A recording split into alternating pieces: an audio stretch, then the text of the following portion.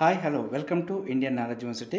మనకు తెలంగాణ స్టేట్ నుంచి గురుకులాలకు సంబంధించి 2024-25 విద్యా సంవత్సరానికి 5వ తరగతిలో అడ్మిషన్స్ కొరకు ఆన్లైన్ అప్లికేషన్ డేట్స్ అయితే స్టార్ట్ అయినాయి. సో వాటికి సంబంధించి ఆన్లైన్ అప్లికేషన్ ప్రాసెస్ ఏ విధంగా చేయాలి, ఎగ్జామ్ డేట్స్ ఎప్పుడు ఉన్నాయి, ఆన్లైన్ అప్లికేషన్స్ ఎప్పటి నుంచి ఎప్పటివరకు చేసుకోవచ్చు అనే విషయాన్ని అయితే మీకు ఈ వీడియోలో క్లియర్గా చెప్పే ప్రయత్నం చేస్తాను. సో ఎండింగ్ వరకు అయితే ఈ వీడియో చూసే ప్రయత్నం చేయండి. మీకు దీనిపైన ఒక క్లారిటీ రావడం జరుగుతుంది.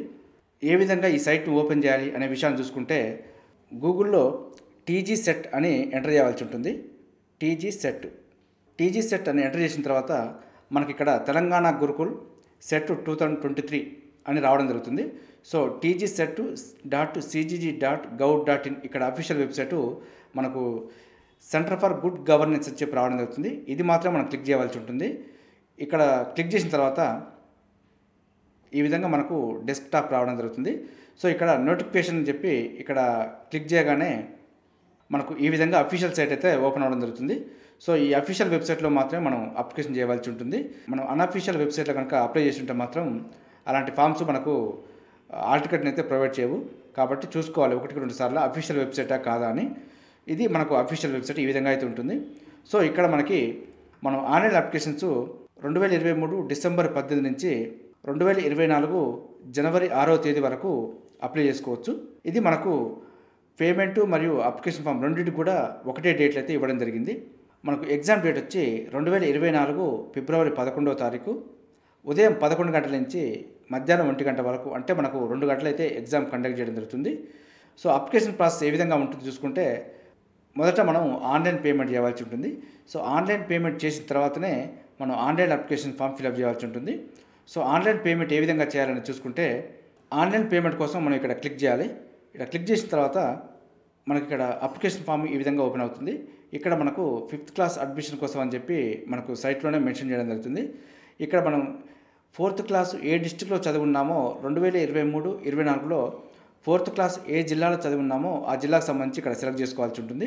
సో ఇన్బిల్ట్గా మనకు అన్ని జిల్లాలు రావడం జరుగుతుంది. సో ఎవరు ఏ జిల్లాకు చెందినవారో ఆ జిల్లాను అయితే సెలెక్ట్ చేసుకోవాల్సి ఉంటుంది. మనకు ఏ జిల్లాకు చెందిన వారైతే ఇక్కడ ఆ జిల్లాను సెలెక్ట్ చేసుకోవాల్సి ఉంటుంది. ఫర్ ఎగ్జాంపుల్ ఆదిలాబాద్ జిల్లాకైతే ఆదిలాబాద్ జిల్లా సెలెక్ట్ చేసుకోవాల్సి ఉంటుంది. క్యాండిడేట్ నేమ్ మాత్రం మనకు బర్త్ సర్టిఫికేట్లో ఏ విధంగా ఉందో ఆ విధంగా మనకు ఎంటర్ చేయవలసి ఉంటుంది. అదేవిధంగా క్యాండిడేట్ యొక్క సర్నేమ్ ఎంటర్ చేయవలసి ఉంటుంది. సర్నేమ్ అంటే మనకు ఇంటి పేరు. సో ఈ ఇంటి పేరు ఇక్కడ ఎంటర్ చేయవలసి ఉంటుంది.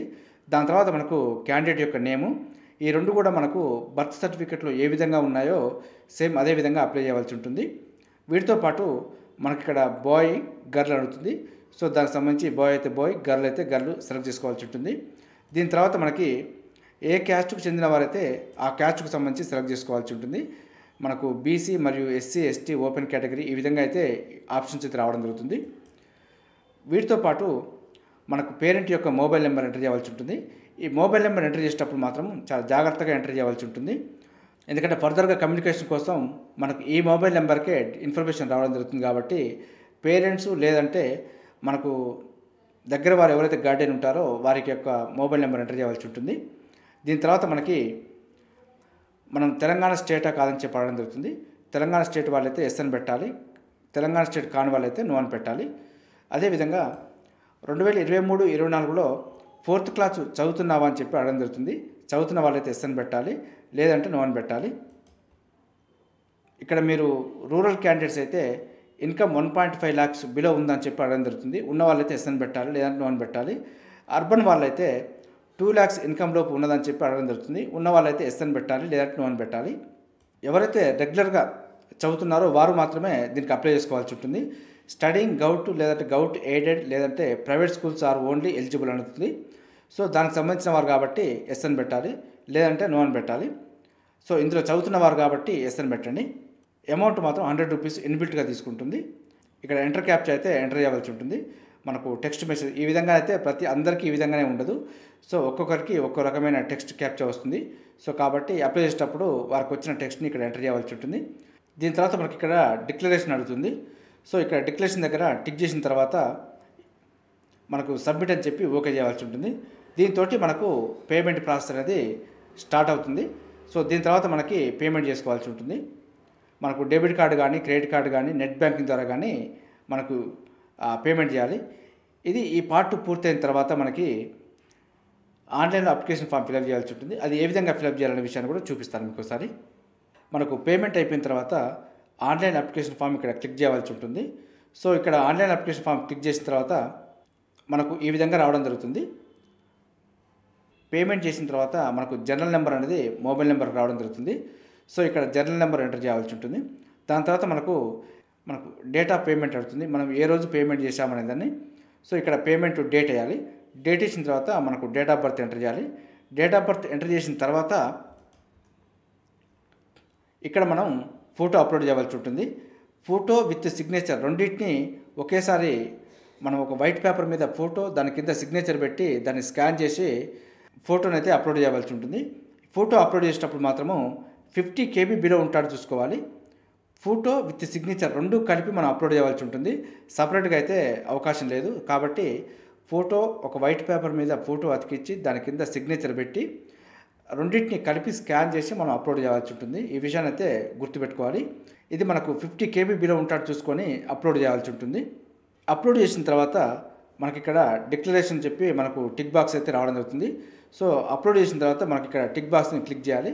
చేసిన తర్వాత మనకి ఇక్కడ ఎంటర్ క్యాప్చా ఉంటుంది.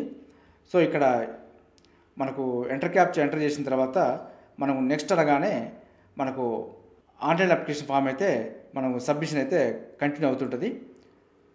దీంతో మనకు ఏమన్నా మిస్టేక్ చేసి ఉంటే మనకు మోడిఫై అడుగుతుంది, లేదంటే సబ్మిషన్ అడుగుతుంది. సో మోడిఫై చేసుకునే వాళ్ళు మోడిఫై చేసుకోవచ్చు, లేదు అంతా ఓకే చేస్తాం అనుకునే వాళ్ళైతే సబ్మిషన్ చేసుకోవచ్చు. ఇది ఈ విధంగా అయితే మనకు అప్లికేషన్ ప్రాసెస్ ఉంటుంది. చూసారుగా, ఇది మనకు గురుకులకు సంబంధించి ఆన్లైన్ అప్లికేషన్ ప్రాసెస్ మనం అప్లోడ్ చేయాల్సిన డాక్యుమెంట్స్. వీటితో పాటు మనకి ఏమైనా డౌట్స్ ఉంటే మాత్రం ఇక్కడ అఫీషియల్ వెబ్సైట్ నెంబర్స్ కూడా ఇవ్వడం జరిగింది. సో వాటికి సంబంధించిన ఫోన్ నెంబర్లకు మనం ఫోన్ చేసి ఇన్ఫర్మేషన్ కూడా కనుక్కోవచ్చు. ఇక్కడ 4 గురుకులకు సంబంధించి 4 ఫోన్ నెంబర్స్ అయితే ఇవ్వడం జరిగింది. సో వాటికి మెయిల్స్ కూడా పెట్టవచ్చు. ఇది మనకు గురుకులకు సంబంధించి అప్డేట్ సమాచారం. ఇదే విధంగా మన ఛానల్లో ఎప్పటికప్పుడు అప్డేట్ అయితే రావడం జరుగుతుంది. మన ఛానల్ని సబ్స్క్రైబ్ చేసుకుని ఫాలో అవుతూ ఉండండి. ఈ వీడియో నచ్చితే లైక్ చేయండి, షేర్ చేయండి, సబ్స్క్రైబ్ చేసుకోవడం మాత్రం మర్చిపోవద్దు. Have a nice day.